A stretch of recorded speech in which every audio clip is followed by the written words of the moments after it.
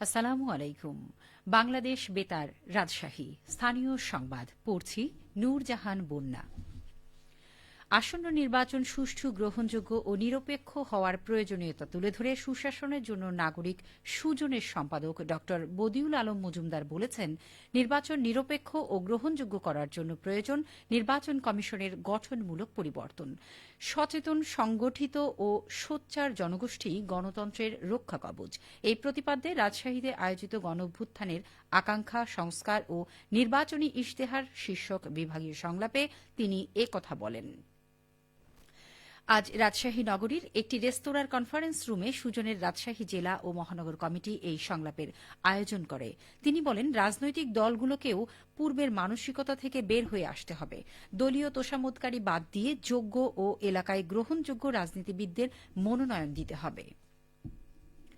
Bangladesh police একাডেমিতে ৪১তম BCS police ক্যাডারদের শিক্ষানবিশ সহকারী police সুপারদের মৌলিক প্রশিক্ষণ সমাপনী কুচকাওয়াজ অনুষ্ঠিত হবে আগামী ১৮ জানুয়ারি। রাজশাহীতে অবস্থিত সারদা পুলিশ একাডেমিতে আয়োজিত এই অনুষ্ঠানে স্বরাষ্ট্র উপদেষ্টা অবসরপ্রাপ্ত লেফটেন্যান্ট জেনারেল মোহাম্মদ জাহাঙ্গীর আলম চৌধুরী প্রধান অতিথি হিসেবে উপস্থিত থেকে অভিবাদন গ্রহণ ও প্যারেড পরিদর্শন করবেন বলে জানিয়েছে সারদা পুলিশ একাডেমি কর্তৃপক্ষ। ৯৬ জন শিক্ষানবিশ সহকারী পুলিশ সুপার প্যারেডে অংশ নেবেন। কর অঞ্চল রাজশাহীতে মোট টিনধারীর সংখ্যা ৭ লক্ষাধিক। এদের মধ্যে ২০২৪-২৫ অর্থবছরে আয়কর রিটার্ন জমা দিয়েছেন ১,৭৮,০০০ টিনধারী। উৎসে কর কর্তন সহ মোট আদায় প্রায় ৫০০ কোটি টাকা। লক্ষ্যমাত্রা নির্ধারণ করা হয়েছিল ২,২০৪ কোটি টাকা। রাজশাহী কর অঞ্চলের দেয়া তথ্য মতে করদাতাদের সুবিধার্থে কর প্রদান পদ্ধতি আরও সহজ করা হয়েছে। এছাড়াও অফিস থেকে তাদেরকে সব ধরনের সহযোগিতা ও পরামর্শ প্রদান করা হয়ে থাকে। আয়কর রিটার্ন পদ্ধতিতে স্বচ্ছতা আনার লক্ষ্যে অনলাইনে রিটার্ন জমা পদ্ধতি চালু করা হয়েছে। এতে লোকজন করদাতা আয়কর অফিসে না এসেও ব্যবসা প্রতিষ্ঠান বা ব্যক্তিগত আয়কর জমা দিতে পারবেন। করদাতা সেখান থেকে তার সার্টিফিকেট সংগ্রহ করে নিতে পারছেন।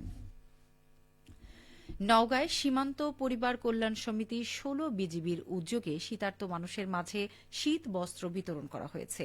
আজ সকালে ১৬ বিজিবির সদর দপ্তরে বিতরণ অনুষ্ঠানে প্রধান অতিথি ছিলেন রাজশাহী উপশাখা সীমান্ত পরিবার কল্যাণ সমিতির সহ সভানেত্রী মৌরি আক্তার খান। অনুষ্ঠানে স্থানীয় ১০০ জন দরিদ্র ও অসহায় শীতার্ত নারী পুরুষের মাঝে প্রত্যেককে একটি করে কম্বল বিতরণ করা হয়। বিজিবি কর্মকর্তাগণ জানান, মানবিক উদ্যোগের ধারাবাহিকতায় সীমান্ত পরিবার কল্যাণ সমিতি বছর জুড়ে বিভিন্ন কর্মসূচি বাস্তবায়ন করে। সেই ধারাবাহিকতায় সীমান্ত এলাকার মানুষের মাঝে শীত বস্ত্র বিতরণ কার্যক্রম পরিচালনা করা হচ্ছে। নাটোরের বিলহালতি ত্রিমোহনী অনার্স কলেজে পিঠা উৎসব অনুষ্ঠিত হয়েছে। আজ সকালে দিনব্যাপী পিঠা উৎসবের উদ্বোধন করেন কলেজের অধ্যক্ষ গোলাম সারোয়ার। এ সময় অধ্যক্ষ বলেন, পিঠা ঐতিহ্যের অবিচ্ছেদ্য অংশ। বর্তমান প্রজন্মের সাথে এই ঐতিহ্যের মেলবন্ধন তৈরি করতে এই উৎসব গুরুত্বপূর্ণ ভূমিকা পালন করবে। পিঠা উৎসবে কলেজের বিভিন্ন বিভাগের শিক্ষার্থীরা বিভিন্ন স্টলে পুলি, দুধ চিতই, মোমো, কুলসি, কলা, জিলাপি, ঝরাপাতা, গোকুল, ঝিনুক পিঠা সহ নানা বর্ণ ও স্বাদের পিঠা প্রদর্শন এবং বিক্রি করেন। শিক্ষক এবং শিক্ষার্থীদের অংশগ্রহণে পিঠা উৎসব প্রাণবন্ত হয়ে ওঠে। সবজি উৎপাদনের জন্য পরিচিত বগুড়া থেকে এবার আলু রফতানির নতুন সম্ভাবনা তৈরি হয়েছে।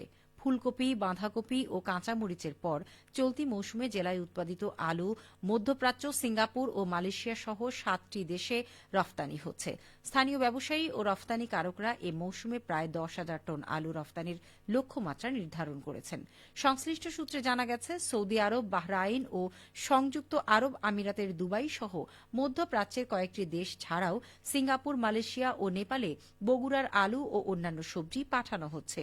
কৃষকদের কাছ থেকে বিশেষ এজেন্টের মাধ্যমে এসব সবজি সংগ্রহ করে প্রথমে চট্টগ্রাম বন্দরে পাঠানো হয়, সেখান থেকে জাহাজে করে পৌঁছে দেওয়া হয় বিদেশের বাজারে।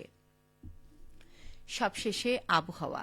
আজ দুপুর ২টায় রাজশাহীতে তাপমাত্রা ছিল ২৩.৬ ডিগ্রি সেলসিয়াস। এ সময় বাতাসে আপেক্ষিক আর্দ্রতার পরিমাণ ছিল ৪৬%। রাজশাহী ও পার্শ্ববর্তী এলাকায় আজ সূর্যাস্ত সন্ধ্যে ৫টা ৩৮ মিনিটে। সংবাদ শেষ হল। আমাদের পরবর্তী স্থানীয় সংবাদ বিকেল ৪টা ৫ মিনিটে।